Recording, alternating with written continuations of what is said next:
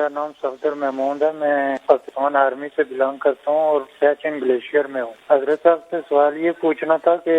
یہاں پہ چونکہ پانی بہت ٹھنڈا ہوتا ہے، برف پڑتی ہے، تو ہم تیمم کر سکتے ہیں اور اس کا طریقہ کار بتا دیجیے مہربانی۔ اللہ اللہ، اگر کوئی ایسی صورت ہے، یعنی یا تو یہ کہ وہاں جب برف پڑتی تو پانی بھی تو ہوتا ہوگا نا، پیتے کیا ہے، برف تو نہیں پیتا آدمی، پانی پیتا ہے، برتن بھی دھوتے ہوں گے، اور بھی مطلب ضرورت ہوتی ہے، پانی کے بغیر تو گزارا نہیں ہے۔ تو جس طرح ان کاموں کے لیے پانی کی فراہمی ہوتی ہے، اسی میں وضو کو بھی شامل کر لیا جائے، پانی مل جائے۔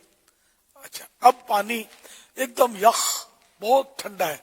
کہ اس سے خطرہ ہے کہ یہ کرے گا تو بیمار ہو جائے گا، اس کو مطلب تجربہ ہے کہ بیمار ہو جائے گا اور ناقابل برداشت ہے معاملہ، تو اب ایسی صورت میں تیمم کی اجازت ملے گی، جبکہ کوئی اور صورت نہ ہو۔ پانی گرم بھی کیا جا سکتا، آخر برف تو نہیں کھاتے ہوں گے، کھانا کھاتے ہوں گے تو پکاتے تو ہوں گے نا، غالباً اس کی ضرورت تو پڑتی ہوگی،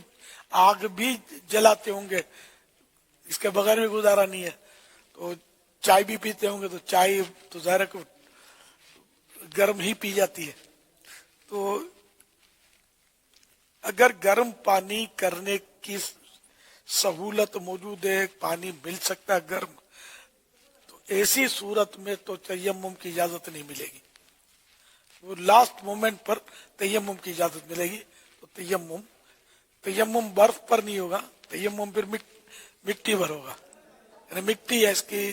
جو بھی جنس ہو، جیسے پتھر ہے، ماربل پر کر سکتے ہیں، کانچ پر نہیں کر سکتے،